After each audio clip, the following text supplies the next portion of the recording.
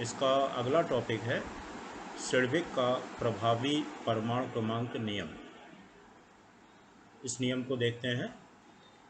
कोई भी केंद्रीय धातु परमाणु है, जैसे K4Fe है, इसमें जो केंद्रीय धातु परमाणु है Fe, ये जो है अपने निकटवर्ती भारी अक्रिय गैस, इसका परमाणु क्रमांक पाना चाहता है, या इसकी प्रवृत्ति जो है अपने अक्रिय गैस जो इसके निकटवर्ती होगा, इसके आवर्त में जो होगा, उसका परमाणु क्रमांक पाना चाहता है।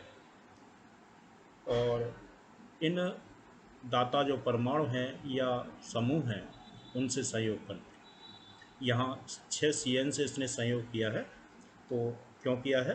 क्योंकि इसकी प्रवृत्ति है, Fe की प्रवृत्ति है कि अपने निकटवर्ती अक्रिय गैस तत्व का परमाणु क्रमांक प्राप्त करें। तो यहाँ इसका जो परमाणु क्रमांक होता है अक्रिय गैस का, इसी को कहते हैं प्रभावी परमाणु क्रमांक, इफेक्टिव एटॉमिक नंबर, EAN। जैसे तो यहाँ इसके लिए ये सूत्र है कि किसी भी केंद्रीय धातु का प्रभावी परमाणु क्रमांक हमें निकालना है, तो उसके लिए कैपिटल Z मीन्स उसका केंद्रीय धातु परमाणु का परमाणु क्रमांक, X धातु की ऑक्सीकरण संख्या है, और Y उसके अंदर उप सह संयोजन संख्या इसकी, या उसके साथ कितने परमाणु या समूह जुड़े हुए हैं उनकी संख्या। इसका एक उदाहरण देखें, जैसे K4Fe, इसमें हमें Fe का प्रभावी परमाणु क्रमांक निकालना है। Fe का परमाणु क्रमांक 26 है। यहाँ K4Fe में Fe का जो ON हम पीछे फर्स्ट ईयर में जैसे निकाला है हमने कि K का ON +1 है, CN का होता है -1, Fe का X मानते हुए हम, चूँकि ये उदासीन अणु है तो इसका टोटल 0 हो जाएगा। 4 का K का ON, 1 Fe का ON और 6 CN के ON, इनका जब आप टोटल करेंगे तो वो बराबर 0।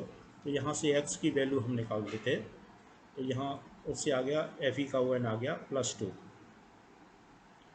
Y क्या है? Fe के साथ जो परमाणु या समूह जुड़े हुए हैं CN, उनकी संख्या 6 है।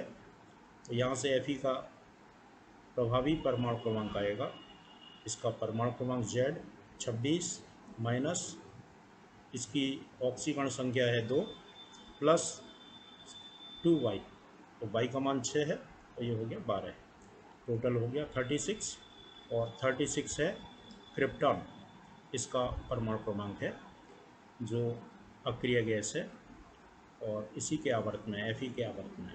तो Fe की चूँकि प्रवृत्ति है अपने आवर्त वाली जो गैस है क्रिप्टन, उसका अक्रिय विन्यास पाना चाहती है, 36 प्राप्त करना चाहती है। इसके लिए ये इसका इफेक्टिव एटॉमिक नंबर है। अगला टॉपिक है संलग्नी या लिगैंड। तो लिगैंड, जैसे अभी इस सूत्र में देखा आपने कि यहाँ केंद्रीय धातु परमाणु के साथ जो परमाणु या समूह जुड़े होते हैं उनको हम लिगैंड बोलते हैं। ये इलेक्ट्रॉन युग्म दाता होते हैं, उन्हें इलेक्ट्रॉन को केंद्रीय परमाणु ग्रहण करता है और बंध बनाता है। लिगैंड के प्रकार, कभी कभी ये पूछ लेते हैं कि एक दंती लिगैंड किसे कहते हैं, या इसका जो अंग्रेजी में नाम है यूनिडेंट, वो अंग्रेजी वाला नाम उन्होंने हिंदी में दे दिया कि यूनिडेंट लिगैंड्स क्या है। तो एक दंती लिगैंड वह होगा जो धातु आयन को एक इलेक्ट्रॉन युग्म दान देता है या एक उप सहसंयोजी बंध बना सकता है। इस तरह का लिगैंड कहलाएगा एक दंती लिगैंड। ऐसे ही द्विदंती का मतलब होगा जो केंद्रीय परमाणु के साथ 2 उप सहसंयोजी बंध बनाए या 2 इलेक्ट्रॉन युग्म का दान करे। जैसे ये है एथिलीन डाइएमीन, इसमें यहाँ ये 2 इलेक्ट्रॉन युग्म केंद्रीय परमाणु को दान किए जाएंगे या यहाँ से उप सहसंयोजी बंध बनेंगे। ऐसे ही ये ऑक्जिलेट आयन है, ये भी द्विदंती है। अगला है बहुदंती या पॉलीडेंट लिगेंड्स, यूनिडेंट, बाइडेंट और ये पॉलीडेंट। तो जो दो से ज़्यादा उपसहसंयोजी बंध बनाएगा तो इस तरह का लिगेंड कहलाएगा बहुदंती। जैसे यहाँ डाईएथिलीन ट्राइएमीन, इसके अंदर एक ही वाला नाइट्रोजन एक इलेक्ट्रॉन युग्म देगा, एक ये देगा और ये एक देगा। तो यहाँ ये यौगिक या लिगेंड 3 बंध बना सकता है, इसको हम पॉलीडेंट लिगेंड कहेंगे। इसके बाद है एक प्रकार का और है उभय दंतुक लिगेंड, एम्बिडेंट लिगेंड्स। तो ये ऐसा लिगेंड है जिसमें एक से ज़्यादा दाता परमाणु हैं।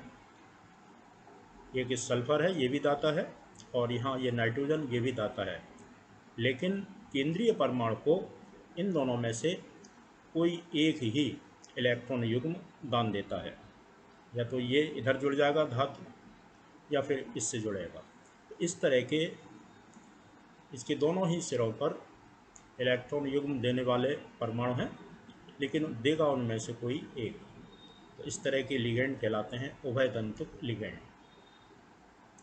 यहाँ हमने कुछ लिगेंड और उनके नाम दे रखे हैं ताकि आगे IUPAC इसके बाद आएगी अगले टॉपिक के रूप में, तो वहाँ इनको आप थोड़ा इनके सूत्र से और नाम से पहचानें।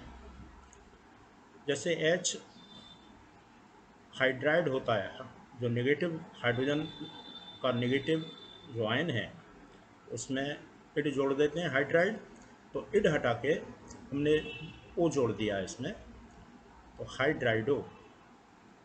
पहले हाइड्रो नाम देते थे इनको, हाइड्रो, क्लोरीन को क्लोरो, ब्रोमो फ्लोरो, लेकिन जो 2004 में नियमों में जो संशोधन हुए हैं उनके हिसाब से ये नाम है। जैसे हाइड्राइड, तो हाइड्राइड का केवल ई हटा के ओ जोड़ दिया है, ऑक्साइड का ई हटा के ओ जोड़ दिया, ऐसे ही फ्लोराइड का ई हटा करके इन सब के ओ जोड़े गए हैं। फ्लोराइड, क्लोराइड, ब्रोमाइड, आयोडाइड का लास्ट वाला ई हटा करके ओ जोड़ दिए।